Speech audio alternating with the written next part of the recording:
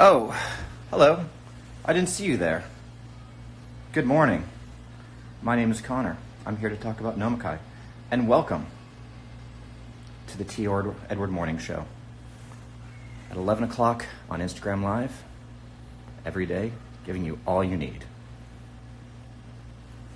I'm, of course, making my favorite morning cocktail with a touch of Dolan vermouth, a lemon peel, and of course, a mysterious Russian product from the USSR, made in around 1975 that hasn't caused me to go blind yet. A little bit about myself. My name is Connor again. You might know me from such interests as, please, for the love of God, buy this by the glass. We should absolutely do karaoke tonight. I don't care if it's a Tuesday. And my old hit from years ago in another life, no, I can't get you any more solos. Please, for the love of God, return my cat. There's nothing I can do. And I am here, as a white guy in his 30s, living in Brooklyn with a bad beard, to fulfill my one societal requirement of having a podcast or something like it. Unfortunately, T. Edwards asked that I do not spend 20 minutes talking about how the economics of Harry Potter only make sense if you remember that no one in the wizarding world has had a math class since they're 11. So instead, I suppose we'll just have to talk about Nomikai. A little bit about Nomikai. I started in 2017 with one goal. I enjoy drinking wine. It's what I do. I've spent a lot of my time and a lot of my life studying it and doing it. But it is very inconvenient to drink it on the beach or take it on a picnic and sometimes put it in your pocket. A Magnum of Barolo does not fit in one's suit pocket as much as I have tried. And I wanted a solution. So we started the Nomikai, a 187 ml wine of something that, as someone in the wine industry, I could be proud of. Now, a little bit about the concept of Nomikai. Nomikai directly translates to drinking party. Specifically, a Japanese custom of going out with colleagues and continuing to drink whenever the boss tells you to drink in a sometimes nightmarish scenario. I chose Nomikai because the after hours, the champagne, Miller High Life, and French fries with the somms, the buyers, the chefs, and just my friends that love wine was the thing that really, really caused me to fall in love with our wonderful and lovely industry.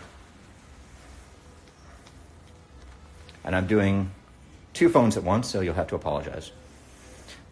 I have one mission with Nomikai, and that's to create something that I can be proud of and to share with my friends and that my friends will want to share. And because of that, and because of my love of our industry, I was very, very happy to partner with T. Edwards for a little project. This is a tough time. COVID-19 is locking us all in our home, forcing us to spend more time looking at our to-read books that we are still not going to read, and a scary time for our industry. So we want to do what we can.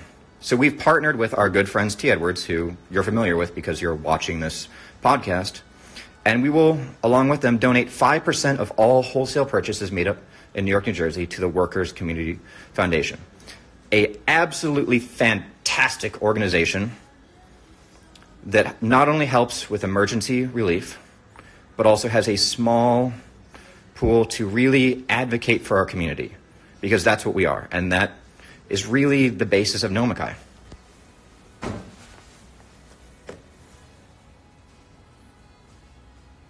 Now, a little bit about cans and why I think they're fun. Glass is a pretty much chemically inert substance, which means that whatever you put in it, it will relatively stay unchanged, and there won't be any molecular making out. So glass will always be the best way to store your Barolo, your Burgundy, or that one bottle of Santa Margarita that you bought in college in 2006 and are really hoping that this is the year that it finally comes up and becomes that bottle to share and brag to all of your friends about. But when you're not sharing your awesome old Burgundies or your vintage Iowa Boone's Farm, cans and alternating packages have grown. They've grown exponentially.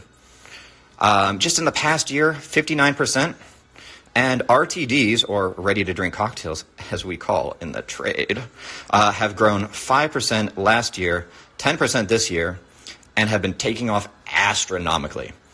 Because making cocktails is hard, and that's why we pay people to do it for us. So if you can have a good cocktail at your house, sometimes that's the good way. And that way you also don't have to worry about the pressure of suddenly being in front of all of your friends and having to make cocktails for them, and knowing that you only know how to make Long Island iced teas or maybe a vodka soda, but like, what kind of vodka do you have? You still have that vodka from 3 years ago. Is that still a good vodka? Are your friends judging you right now? What if you have a Smirnoff? Is Smirnoff still cool? I don't even know what's cool in vodka anymore. So instead, an RTD gin and tonic, and everyone's happy, except for people who are counting calories, because gin and tonic is not a low-cal beverage. And among the RTDs, and I thank my friend Tricia for modeling it and giving her consent to turn a quick barbecue photo of her into a POS that I've shared around the country. Among them, canned wine is still the fastest growing. We're only about 0.2% share of the total wine market, but the 59% 2 years ago and 60% growth have shown that it's rapidly outpacing Tetra Pak and other plastic things. Now, why is that? Why are cans awesome? Aside from the fact that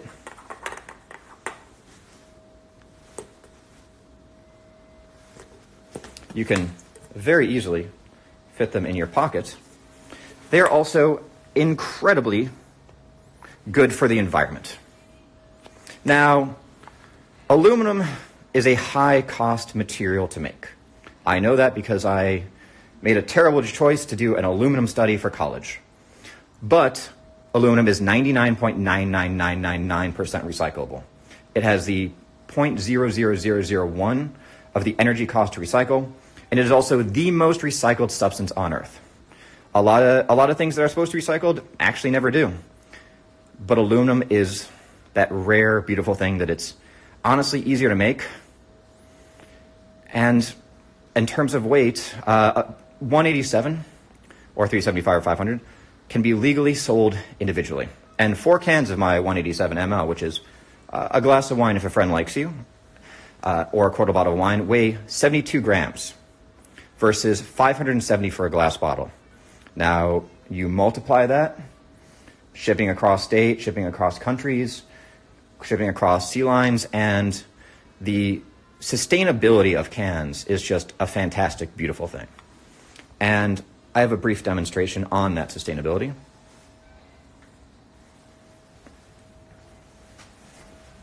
Now, you're with your friends, you're drinking things, and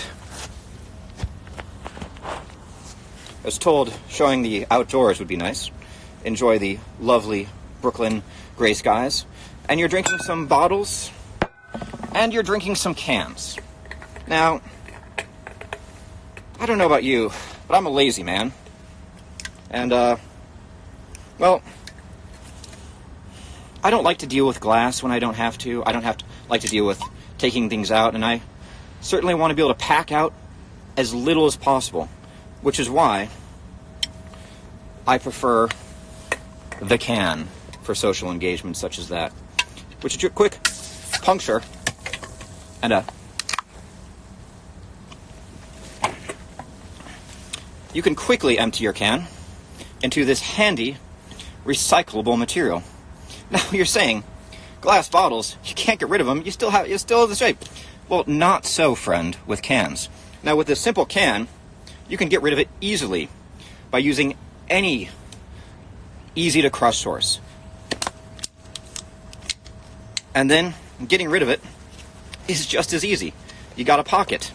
Now, let's say you got a bottle of wine, and I love this bottle of wine. This is a bottle of Rihaku Nigori Sake from Vine Connections. A amazing, truly amazing bottle of sake. Well, you open it, but you're still on a beach, and you still have to pack out. Well, you take the bottle, and you drink it, and you still have this. Well, I know what you're saying. You crush the can so easily. Can you do the same with a bottle? Well, let me tell you, you absolutely cannot.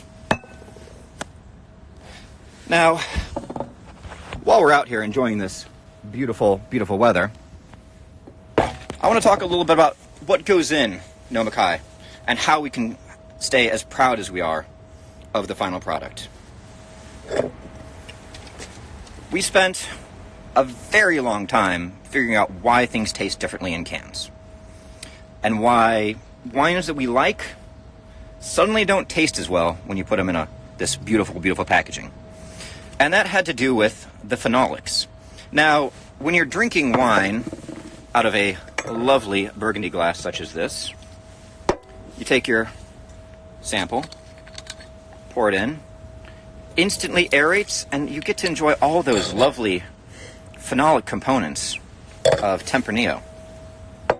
Well, with a can, you really don't get to have that chance.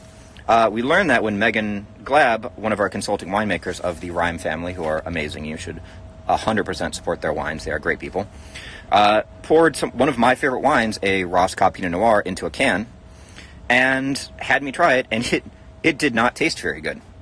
And that's when we learned, as we all know, and we learned basically how important smell is. So, when we were making our cans, we actually designed them to really help the phenolics. We added a little bit of muscat must to make sure a blast of aeration and helps your palate. Because the container matters. My favorite experiment is burgundy glass, champagne glass. Look at that beautiful pink color. The taste and the overall enjoyment and structure of the wine changes rapidly. So when we made our Nomikai, we didn't want you to deal with glass, because as we know, you can't smash glass on your head, and if you did, it would be very problematic. So we designed the can and mixed this fantastic blend so that it would be good right out of the can and really enjoy that beautiful muscat aromatics blended with wine sourced from all over California by Megan and Ryan, to make sure that, in keeping with our ethos, every single can we did was something that I would be proud to share with my friends. Now, we had a similar problem with the gin and tonic. We had two different versions, and the first version was a beautiful, wonderful Los Angeles community built ginger-infused tonic, which tasted very, very good in the glass. The ginger really spoke out, but when diluted and not mixed with ice, it had a strong ginger flavor. So what we did was, we spent all of last year recreating our favorite gin and tonic. Now, the inspiration behind my gin and tonic was a trip to Spain I took about 4 or 5 years ago with Polliner. And part of that, we went to a gin bar, which I'd never been to before. But it looked familiar. It was like the best whiskey bars I'd ever been in Brooklyn, where you go in and you pick a gin because you're an idiot and they don't trust you with anything, and that's all they trust you with. And they tell you to sit down and shut up. And after that, from the one of 150 gins you picked, they spent about 5 minutes finding the perfect tonic to match that gin. And then after they did that, they mixed a little bit of botanicals in a giant goblet, and it was one of the best beverage experiences of my life. And that's why we spent all of last year building a tonic from scratch. to pair well with our gin from the Warwick Distillery in upstate New York.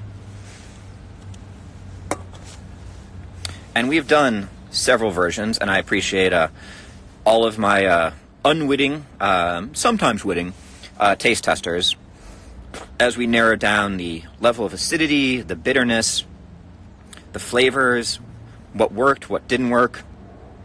Because as we know in our industry, sometimes we can trust our palates a lot, but our palates are not everyone. If I brought a zero dosage champagne to some of my cousins, they would look at me like I was the biggest asshole in the world, which is good for me because I don't want to share my zero dosage champagne, so then that's more for me. But when you're making a product for consumers, having something that as many people like and you get as much feedback as possible has been just absolutely amazing for us, and we thank everyone who is involved.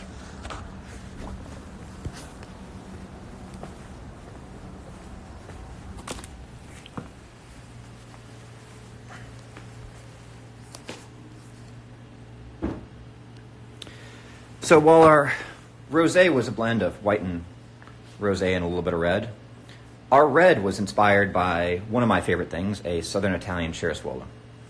And for that, we actually, thanks to Megan again and Ryan being the most brilliant people in the world, we were able to add a little bit of dry ice to the final product just to give it a little bit of that kind of dissolved carbonic because we wanted it served chilled. The goal of Nomikai is we want to make things as simple as possible. We want you to throw everything in the beer cooler, everything in the fridge, everything in your cold storage, and make it as seamless and drunk-proof as possible.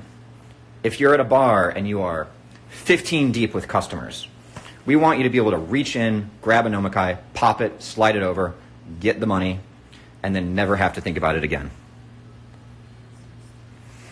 And because of that, one of our bartenders was actually able to create a cocktail for us, the Fizzy 75.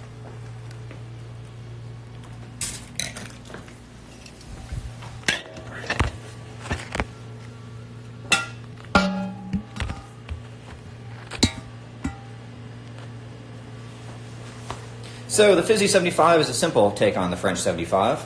You have your gin, a little bit of Nomikai, and me doing this for the first time ever, an orange, and a glass. And that's going to be my last cocktail for the morning. Chilled glass, add a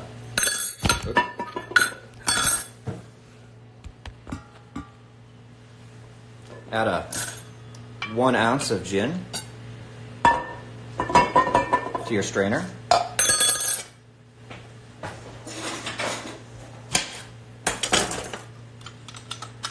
Touch of lemon. You can use simple syrup, but I kind of like agave. Touch in. Mix it together. Strain if you're feeling fancy. And garnish with a lemon peel.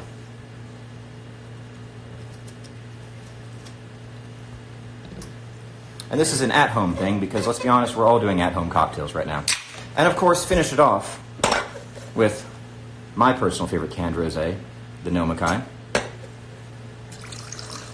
Dilute it, pink it, see the bubbles. Cheers. And as we close up, I want to thank all of you for listening. I want to thank every single person in the hospitality industry who's been putting their health and safety at risk for everyone.